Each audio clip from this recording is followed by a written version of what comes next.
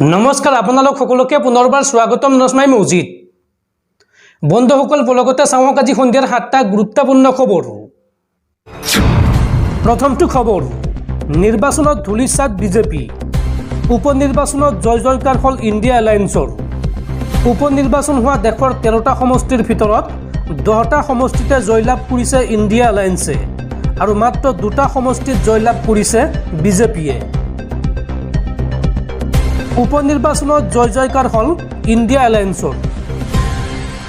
10খনকৈ আসনত জয়লাভ কৰিলে ইণ্ডিয়া এলায়েন্সে আৰু মাত্ৰ 2খন আসনতহে জয়লাভ কৰিলে বিজেপিয়ে। হিমাচল প্ৰদেশত দেহৰা সমষ্টিত কংগ্ৰেছ প্ৰাৰ্থী কমলেশ ঠাকুৰৰ জয়লাভ। হিমাচল প্ৰদেশৰ নালাগড় সমষ্টিত কংগ্ৰেছ প্ৰাৰ্থী হৰদীপ সিং বাৱাৰ জয়লাভ। পাঞ্জাবৰ জলন্ধৰ পশ্চিম সমষ্টিত আপৰ মহিন্দৰ ভগতৰ জয়লাভ। তামিলনাডুৰ বিক্ৰৱান্দি সমষ্টিত ডিএমকেৰ প্ৰাৰ্থী আন্নুৰ শিৱাৰ জয়লাভ।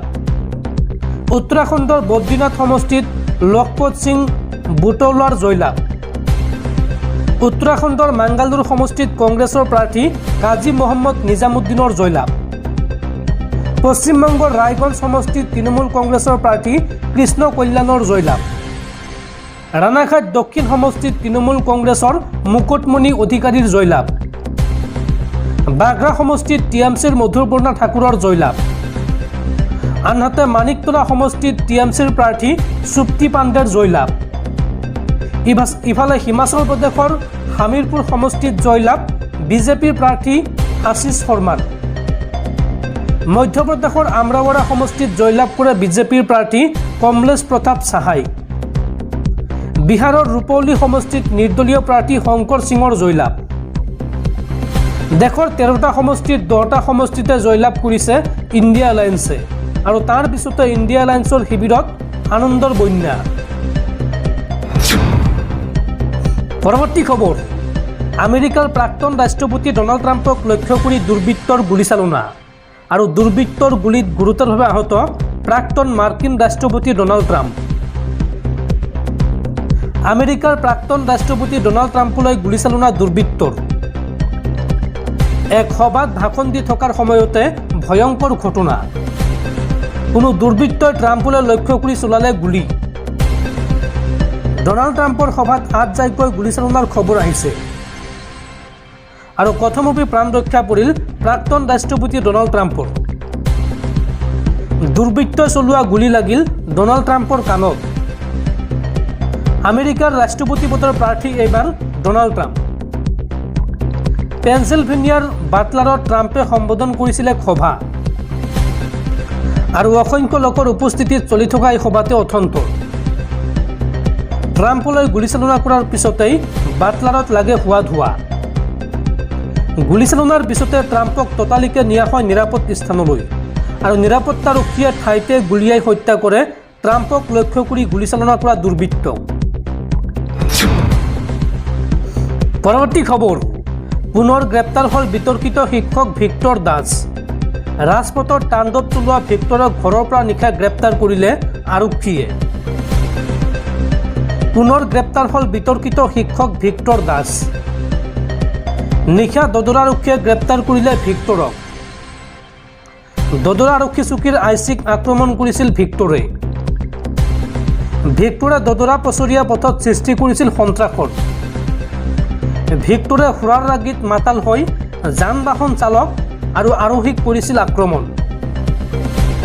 আইচি অৰ্জুন তালুকদাৰকো মাৰধৰ কৰিছিল বিতৰ্কিত ভিক্টৰ দাসে আৰু অৱশেষত উন্মুক্ত ভিক্টৰক দদৰাৰ বাসগৃহৰ পৰা গ্ৰেপ্তাৰ কৰে আৰক্ষীয়ে। দৰ্শকসকল আৰু বহুতো গুৰুত্বপূৰ্ণ খবৰ আছে। তাৰ আগতে আপোনাক জনাওঁ যে যদি আপুনি এতিয়ালৈকে এইটো ভিডিঅ'ত লাইক কৰা নাই তেন্তে এতিয়াই ভিডিঅ'টোত লাইক কৰি দিয়ক আৰু এনেকুৱা ধৰণৰ ভিডিঅ'সমূহ নিতৌ চাবলৈ চেনেলটো ছাবস্ক্ৰাইব কৰি কাষত থকা বেল আইকনটো প্ৰেছ কৰি ৰাখক। পৰৱৰ্তী খবৰ, বিৰোধী ঐক্য ইণ্ডিয়া আৰু গণতন্ত্ৰলৈ নতুন শক্তি। গৌৰৱ গগৈয়ে লাভ কৰিলে লোকসভাৰ বিৰোধীৰ উপদলপতিৰ পদ। গৌৰৱ গগৈক নতুনকৈ দায়িত্ব দিয়া হৈছে লোকসভাত বিৰোধীৰ উপদলপতিৰ দায়িত্ব।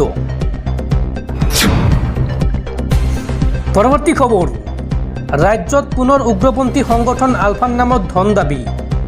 এইবাৰ নাজিৰাত আলফাৰ নামত ধন দাবী কৰি আৰক্ষীৰ জালত 4গৰাকী যুৱক।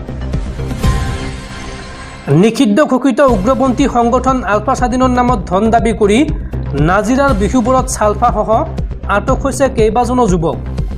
সমগ্ৰ ঘটনাটো সন্দৰ্ভত আৰক্ষীয়ে তদন্ত অব্যাহত ৰাখিছে। এতিয়ালৈকে 4গৰাকী লোকক গ্ৰেপ্তাৰ কৰিছে আৰক্ষীয়ে, আনহাতে সোধপোছৰ বাবে কেইবাজনকো থানাত আটক কৰি ৰাখিছে। প্ৰাপ্ত খবৰ অনুসৰি বিহুবৰ আৰু চন্তকত ব্যৱসায়িক ধন দাবী কৰি আটক হৈছে কেইবাজনো যুৱক। গ্ৰেপ্তাৰ হোৱা যুৱককেইজন হৈছে ক্ৰমে প্ৰশান্ত চেতিয়া চালফা, কাঞ্চন বৰুৱা, পংকজ বৰগোহাঁই, ৰাহুল ৰাজখোৱা। বিহুবৰ শিমলুগুৰি, সোণাৰী আৰু শিৱসাগৰ আৰক্ষীৰ অভিযানত গ্ৰেপ্তাৰ কৰা হৈছে এই যুৱককেইজনক। পৰৱৰ্তী খবৰ, পুনৰ উত্তপ্ত অশান্ত জৰ্জৰ মণিপুৰ। এইবাৰ জিৰিবাম জিলাত নিৰাপত্তাৰক্ষী আৰু কুকি উগ্ৰপন্থীৰ মাজত ভয়ংকৰ গুলীয়াগুলী। আৰু এই ঘটনাত উগ্ৰপন্থীৰ গুলীত গুৰুতৰভাৱে আহত হৈছে এজন কামাণ্ডো, লগতে নিহত হৈছে এগৰাকী CRPF জোৱান। আৰু মৃত জোৱানজন বিহাৰৰ অজয় কুমাৰ বুলি চিনাক্ত কৰা হৈছে। পৰৱৰ্তী খবৰ, দেশৰ জনসংখ্যাক লৈ এক উদ্বেগজনক খবৰ। ভাৰতৰ জনসংখ্যা বিস্ফোৰণে 38 বছৰত শিখৰত উপনীত হ'ব। 2062 চনৰ ভিতৰত দেশৰ জনসংখ্যা 170.1 কোটি হোৱাৰ আশংকা বিশ্ব বেংকৰ। ভাৰতৰ জনসংখ্যা বিস্ফোৰণে মাত্ৰ 38 বছৰৰ ভিতৰত সৰ্বাধিক সংখ্যাত উপনীত হ'ব। 2001 চনত অৰ্থাৎ 21 চনত ভাৰতে সৰ্বাধিক জনসংখ্যাৰ স্বৰ্ণ পদক লাভ কৰিব। ৰূপৰ পদক চীনলৈ আৰু ব্ৰঞ্জৰ পদক আগবঢ়োৱা হ'ব বা লাভ কৰিব পাকিস্তানে। 2062 চনৰ ভিতৰত জনসংখ্যাৰ ক্ষেত্ৰত ভাৰতে শিখৰত উপনীত হ'ব। তেতিয়া দেশৰ জনসংখ্যা হ'ব 170.1 কোটি। এই তথ্য বৃহস্পতিবাৰে ৰাষ্ট্ৰসংঘৰ বিশ্ব জনসংখ্যা বৃদ্ধিৰ প্ৰতিবেদনত প্ৰকাশ পাইছে। বৰ্তমান সৰ্বাধিক জনবহুল দেশ ভাৰতে এই শতিকাৰ শেষৰ ফালে এই অভিলেখ অক্ষুণ্ণ ৰাখিব বুলি ৰাষ্ট্ৰসংঘৰ প্ৰতিবেদনত প্ৰকাশ পাইছে। ৰাষ্ট্ৰসংঘৰ প্ৰতিবেদন অনুসৰি 2062 চনৰ জানুৱাৰীৰ পৰা জুলাইৰ ভিতৰত ভাৰতৰ জনসংখ্যা হ্ৰাস পাবলৈ আৰম্ভ কৰিব। সেই বছৰ ভাৰতৰ জনসংখ্যা 2,22,000 বৃদ্ধি পাব। ইয়াৰ পাছত দেশৰ জনসংখ্যাৰ হাৰ হ্ৰাস পাই থাকিব। 2063 চনত দেশত 1,15,000 লোকৰ সংখ্যা হ্ৰাস পাব। 2064 চনত পুনৰ 4,37,000 আৰু 2065 চনত 7,93,000 জনসংখ্যা বৃদ্ধি পাব।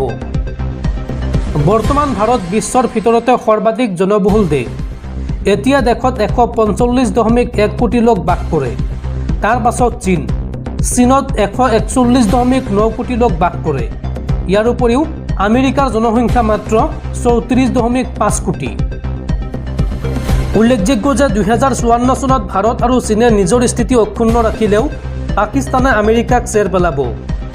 38.9 কোটি জনসংখ্যাৰে তৃতীয় স্থানত উপনীত হ'ব পাকিস্তান। এই স্থিতি একবিংশ শতিকালৈকে চলি থাকিব। বিশ্বৰ ছবিখন দেখুৱাই ৰাষ্ট্ৰসংঘৰ প্ৰতিবেদনত কোৱা হৈছে যে 2083 চনৰ পৰা বিশ্বৰ জনসংখ্যা হ্ৰাস পাই থাকিব। বৰ্তমানৰ জনসংখ্যা 816 কোটি আৰু সেই বছৰ 1019.99 কোটি হ'ব। এই বছৰৰ পৰা 2054 চনলৈকে আফ্ৰিকাৰ জনসংখ্যা বৃদ্ধি হ'বলগীয়া দেশসমূহ হ'ল এংগোলা, মধ্য আফ্ৰিকা, কংগো, নাইজাৰ আৰু সোমালিয়া। একে সময়তে প্ৰতিবেদনত উল্লেখ কৰা হৈছে যে 2080 চনৰ ভিতৰত 65 বছৰ বয়সৰ লোকৰ সংখ্যা 18 বছৰৰ তলৰ লোকতকৈ বেছি হ'ব।